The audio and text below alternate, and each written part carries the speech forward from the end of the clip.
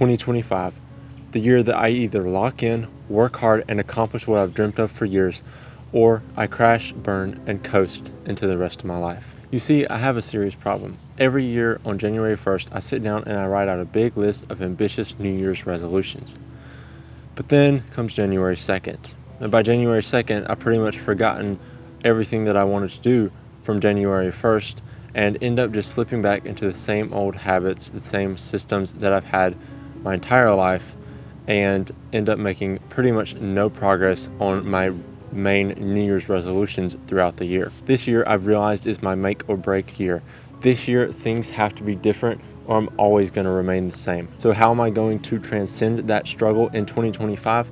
Well, in this past year I read the book Atomic Habits by James Clear, and he provided a valuable insight for me, and that was that we do not rise to the level of our goals, but rather we fall to the level of our systems. And so in today's video, I'm going to go over the system that I've designed for 2025 to force me to stay on track with my goals, starting with yearly goals all the way down to what I'm doing each and every day, so that I don't lose sight of my overall goals for 2025 and can stay on track and actually accomplish them for once in my life. So in this video, I'm going to take you through the system that I designed to keep my life on track in 2025 from year, quarter, month, all the way down to every single day, so that I don't lose track of my goals and end up actually accomplishing them this year. So I'm going to show you the system that I've designed to keep my life on track in 2025 so that both you and I can have the greatest year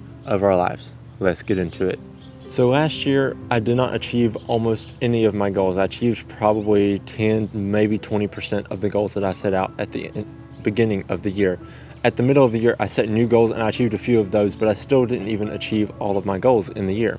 So the first step to setting goals for 2025 is to conduct a year in review.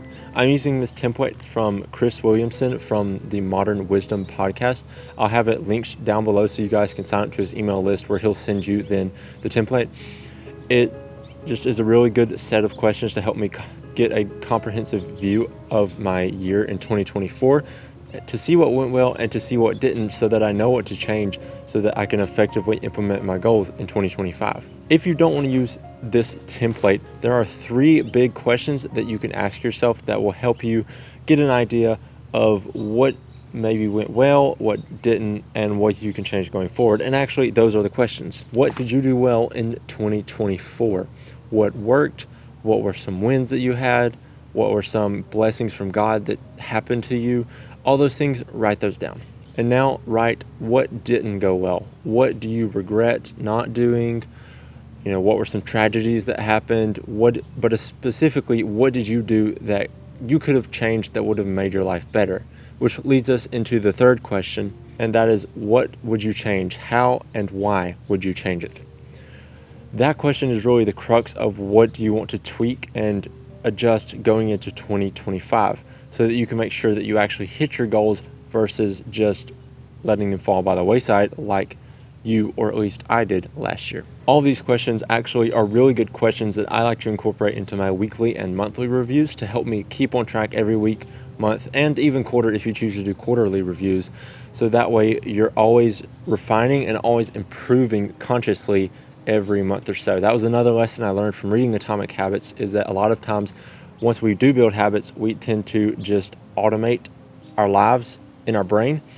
And it's really good to consciously think through and call things out in a way, so that way that you're doing what you're doing for a reason and not just because it's the thing you always did and it's on autopilot. Now that I'm done with my year in review, it's time to plan my goals for 2025. This section is very important and it could make or break whether you complete your goals in 2025, so pay close attention. When setting goals, one of the most important things to remember is that less is more. I'm a very goal-oriented person, and so I tend to like to create a ton of goals.